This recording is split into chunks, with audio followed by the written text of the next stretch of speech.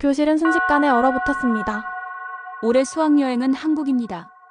교장 선생님의 한마디에 친구들의 표정이 일제히 굳었죠. 누군가는 고개를 절레절레, 누군가는 자리에서 벌떡 일어나 외쳤습니다. 왜 하필 한국이냐고.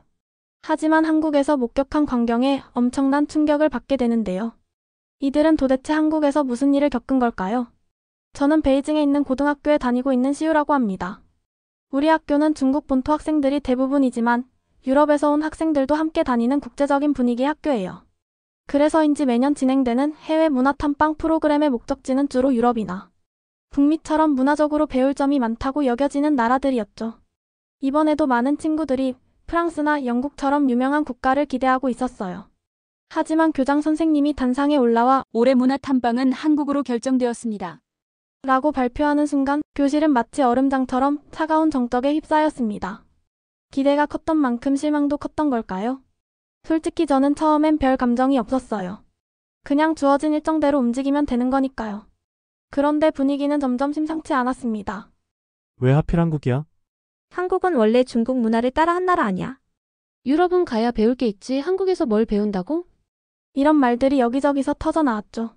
중국 학생들 사이에선 한국에 대한 부정적인 인식이 꽤 강했어요. 역사 문제, 문화기원 논란이 있을 때마다 뉴스에서는 한국에 대해 비판적인 보도를 내보냈고 저도 어릴 때부터 그런 걸 보며 자랐기 때문에 한국이 중국의 영향을 많이 받은 나라라고만 생각했지 특별하다고 느낀 적은 없었어요. 게다가 그런 분위기를 더 부추긴 인물이 있었어요. 바로 우리 반장 짜이였어요. 그는 평소에도 중국의 역사와 문화를 자랑스러워했고 중국의 세계적 위상에 큰 자부심을 가진 친구였어요. 그런 그에게 한국 수학여행이란 결정은 도저히 납득할 수 없는 일이었던 거죠. 그는 곧바로 반 친구들을 모아 이 결정을 재고해야 한다며 목소리를 높였습니다. 솔직히 한국이 배울 점이 많은 나라라고 생각하니? 그가 교실 한가운데에 서서 말했습니다. 우리는 지금까지 유럽이나 미국 같은 나라로 수학여행을 갔어. 그곳들은 확실히 우리가 배울 점이 있는 곳들이었지 하지만 한국은 중국보다 경제 규모도 작고 역사적으로도 우리한테서 영향을 받아서 발전한 나라야. 우리가 굳이 거기 가서 시간을 보낼 필요가 있을까? 그의 말이 끝나기가 무섭게 교실 안에는 음성거림이 퍼졌습니다. 반 친구들 대다수가 고개를 끄덕이며 동조하는 모습을 보였고 일부는 속삭이며 더욱 격앙된 감정을 드러냈어요. 저는 그 순간 무언가 이상하다는 느낌을 받았지만 그것이 정확히 무엇인지 파악하기 어려웠습니다. 어쩌면 우리 모두가 이미 답을 정해놓고 있는 것은 아닐까? 누군가가 당연하다는 듯 말하는 것을 그대로 받아들이고 있는 것은 아닐까? 하지만 그런 생각을 하면서도 저는 쉽게 입을 열 수 없었습니다. 하지만 모든 학생들이 똑같은 반응을 보인 것은 아니었습니다. 교실 한쪽에서는 유럽 출신 학생들이 이해할 수 없다는 표정으로 이 광경을 바라보고 있었어요. 그들은 우리가 보이지 않는 장벽을 만들어가는 과정을 지켜보며 점점 더 혼란스러워하는 듯했습니다. 단단한 목소리가 울려 퍼졌습니다. 미국에서 온 윌리엄이었습니다.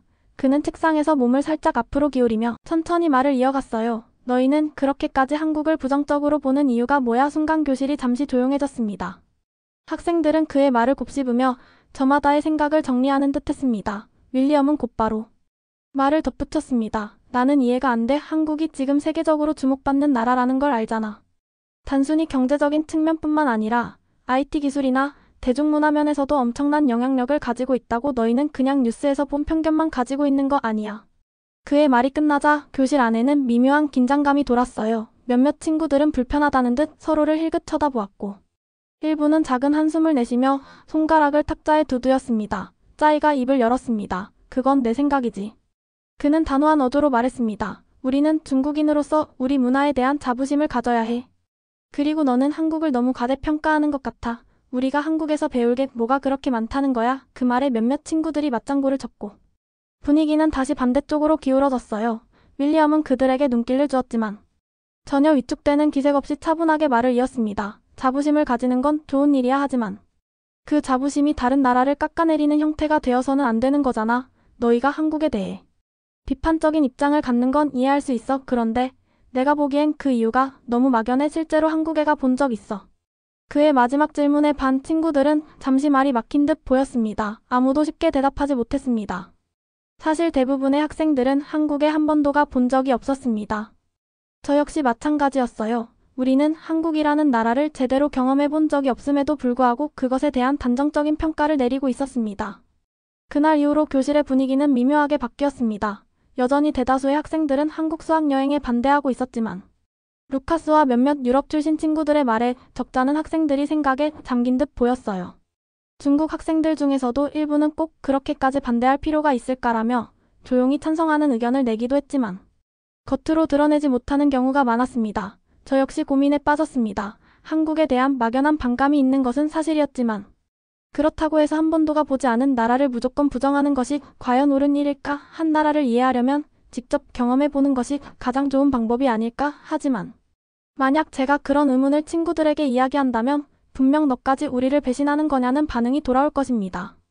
며칠 후 학교 측에서 최종 결정을 발표했습니다. 학생들의 다양한 의견을 고려했지만 해외 문화 탐방 프로그램은 예정대로 진행됩니다. 직접 경험해보지 않고 미리 판단하는 것은 바람직하지 않다는 점을 고려한 결정입니다. 결국 학교는 학생들의 반발에도 불구하고 한국행을 강행하기로 했습니다. 리샤오펑을 비롯한 반대파 친구들은 크게 실망한 기색을 보였고 몇몇 친구들은 우리 의견을 완전히 무시하는 거잖아 불만을 터뜨렸습니다. 그러나 결정은 번복되지 않았고 결국 우리는 한국으로 떠나야 했습니다. 비행기가 인천국제공항에 착륙하자 기내에서 미묘한 긴장감이 흘렀어요. 모두들 창밖을 바라보며 낯선 풍경을 조심스럽게 살폈고 그중 몇몇 친구들은 피곤한 듯 하품을 하며 별다른 기대 없이 자리에서 일어났습니다. 저 역시 막연한 호기심과 약간의 불안함이 뒤섞인 감정을 안고 있었어요.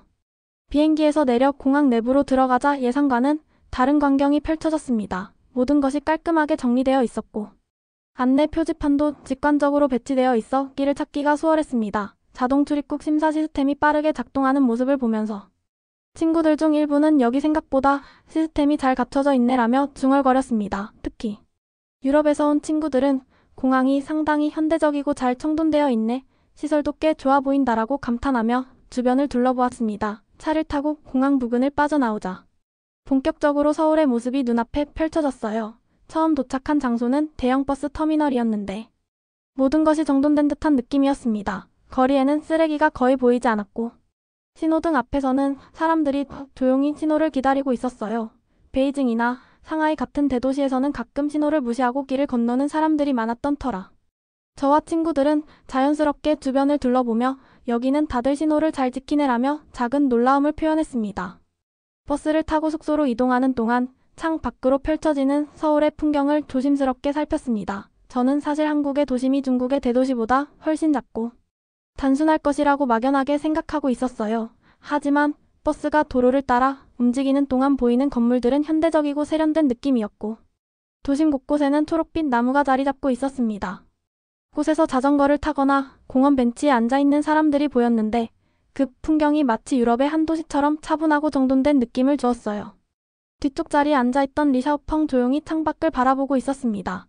그는 원래 수학여행이 결정된 이후로 한국에 대해 부정적인 의견을 강하게 내비쳤던 친구였어요. 하지만 지금은 별다른 말 없이 차분한 얼굴로 도심을 바라보고 있었습니다. 물론 그는 여전히 한국에 대한 경계를 늦추지 않고 있었지만 적어도 첫인상에서 예상과는 다른 무언가를 느낀 것처럼 보였습니다. 다음 날 우리는 한국의 전통 문화를 직접 체험하는 일정에 참여하게 되었어요. 출발 전까지만 해도 반 친구들은 큰 흥미를 보이지 않았습니다. 대부분이 어차피 한국 전통 문화는 중국의 영향을 받은 것 아니야 라며 기대하지 않는 듯한 반응이었고 짜이를 비롯한 몇몇 친구들은 아예 관심 없는 표정을 짓고 있었습니다. 하지만 막상 체험장에 도착하자 우리는 예상과는 전혀 다른 분위기와 내용을 마주하게 되었어요.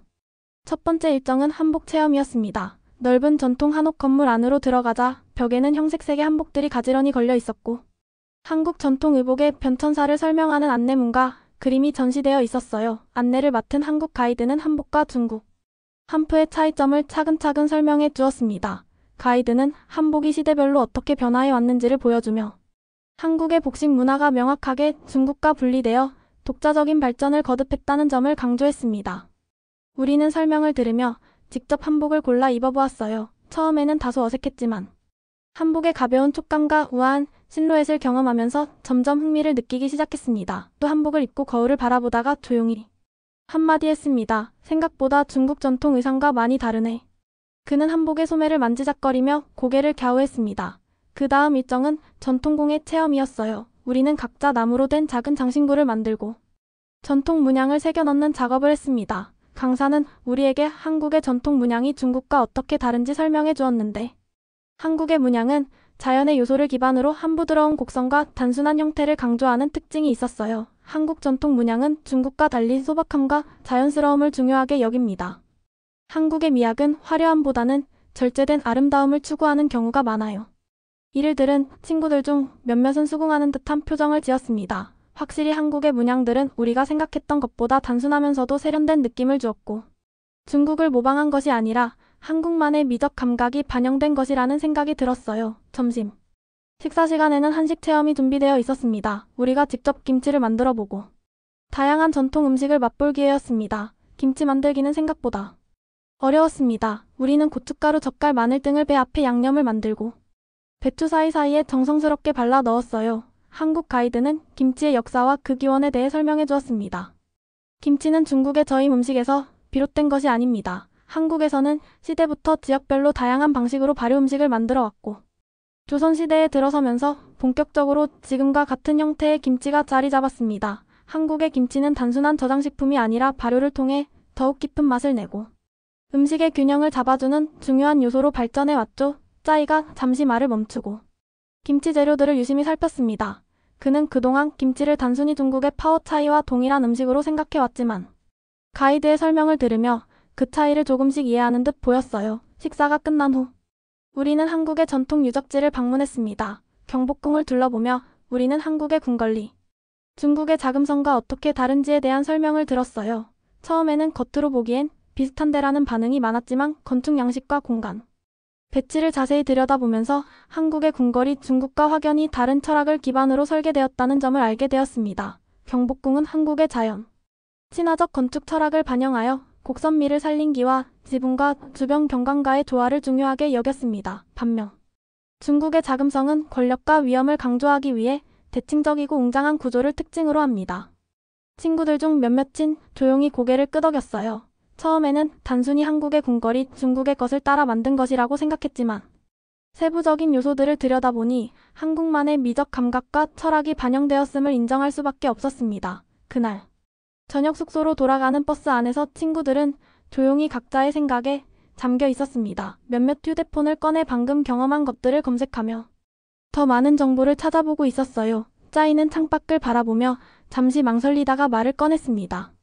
우리가 생각했던 것보다 한국이 훨씬 독자적인 문화를 가지고 있는 것 같아. 그 말에 몇몇 친구들은 놀란 듯 그를 바라보았고, 누군가는 맞아, 우리가 너무 단편적인 정보만 보고 판단했던 것 같아라고 조용히 덧붙였습니다. 이 여행을 오기 전까지 우리는 한국이 단순히 중국의 영향을 받아 성장한 나라고 생각했습니다. 하지만 하루 동안 한국의 전통 문화와 역사를 체험하면서 우리는 그것이 얼마나 단편적인 시각이었는지를 깨닫게 되었어요. 한국은 오랜 시간 독자적인 문화와 역사를 발전시켜왔고 우리가 알지 못했던 깊이 있는 전통을 간직한 나라였습니다. 수학여행 일정 중 우리가 가장 기대 반 걱정 반의 감정을 가지고 있던 프로그램이 있었습니다. 바로 한국 고등학교를 방문해 한국 학생들과 교류하는 행사였어요. 사실 일정이 처음 발표되었을 때 반 친구들 사이에서는 여러 가지 반응이 나왔습니다. 한국 학생들이 우리를 좋아하지 않을 수도 있어 하는 걱정들이 있었습니다. 일부 친구들은 그냥 조용히 하루만 보내고 나오는 게 낫겠다라고 말하기도 했습니다. 저 역시도 약간 불안한 감정을 가지고 있었습니다. 우리가 한국 학생들과 잘 어울릴 수 있을까? 아니면 어색한 분위기 속에서 서로 눈치만 보다가 끝나게 될까? 하지만 막상 학교에 도착했을 때 우리를 맞이하는 한국 학생들의 모습은 예상과는 전혀 달랐어요. 우리가 버스에서 내리다 몇 명의 한국 학생들이 학교 정문 앞에서 우리를 환영하는 플래카드를 들고 기다리고 있었습니다. 그들은 활짝 웃으며 어서 오세요라고 우리를 반겼고 곧바로 유창한 영어로 자기소개를 하기 시작했습니다. 저는 처음엔 살짝 당황했습니다. 한국 학생들이 이렇게 영어를 잘할 거라고는 생각하지 못했기 때문입니다. 특히 우리 학교의 유럽 학생들은 한국 학생들과 막힘없이 대화를 나누었고 심지어 유럽 학생들만큼 유창하게 영어를 구사하는 한국 학생들도 있었어요. 와, 너희 영어 정말 잘한다. 루카스가 감탄하며 말하자 한 한국 학생이 웃으며 대답했습니다. 아, 아니에요. 요즘엔 다들 영어를 많이 배워서 우리도 아직 부족해요. 하지만 우리가 보기엔 전혀 부족하지 않았습니다. 중국 학생들 중에서도 영어를 잘하는 친구들이 몇 명 있었지만 대부분은 한국 학생들처럼 자연스럽게 대화하는 것이 쉽지 않았어요. 저는 순간 부끄러운 기분이 들었습니다. 그동안 한국은 중국보다 배울 것이 없다는 말을 쉽게 해왔지만 막상 그들이 외국어를 능숙하게 구사하는 모습을 보니 우리가 한국을 너무 얕잡아 보고 있었던 게 아닐까 하는 생각이 들었습니다. 그렇게 우리는 교실로 이동해 한국 학생들과 짝을 이뤄 수업을 듣고 다양한 교류 활동을 진행했습니다. 처음엔 서로 어색한 분위기가 있었지만 한국 학생들은 먼저 말을 걸어주며 분위기를 부드럽게 만들어 주었어요.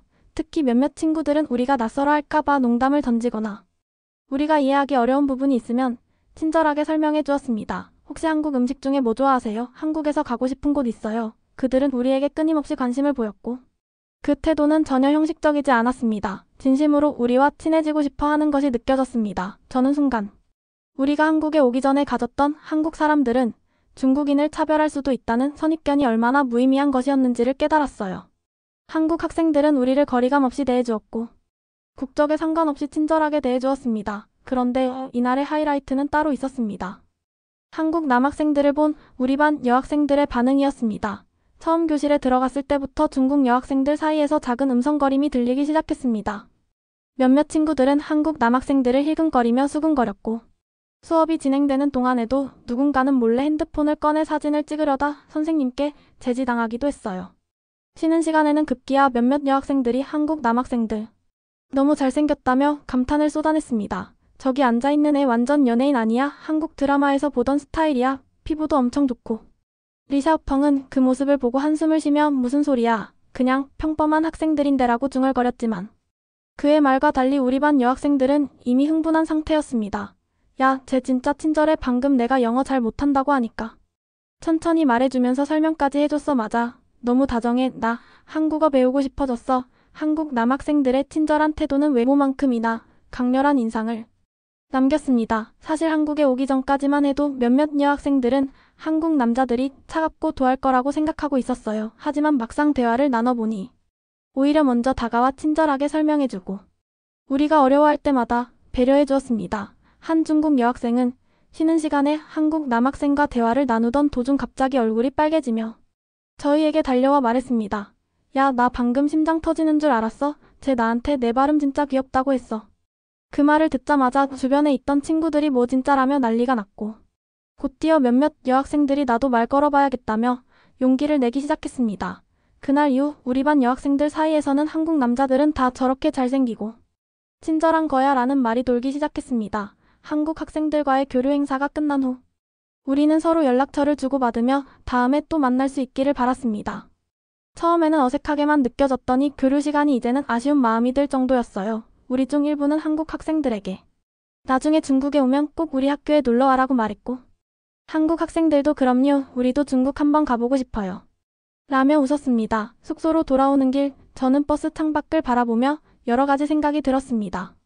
우리가 한국에 오기 전에는 한국인들은 중국인을 싫어할 거다. 우리와 친해질 리 없다는 생각이 강했지만 현실은 전혀 그렇지 않았습니다. 우리는 국적을 떠나 같은 또래의 학생들이었고 서로에게 관심을 가지고 자연스럽게 친구가 될 수 있었어요. 다음 날 아침 우리는 한국의 첨단 기술을 직접 체험하는 일정에 나섰습니다. 처음 방문한 곳은 AI 기술을 연구하고 전시하는 박물관이었는데 단순한 관람이 아니라 실제로 기술을 경험하고 활용할 수 있는 체험형 전시로 구성되어 있었어요. 처음에는 친구들 대부분이 큰 기대 없이 박물관에 들어섰지만 전시장의 규모와 시설을 본 순간 태도가 달라졌습니다.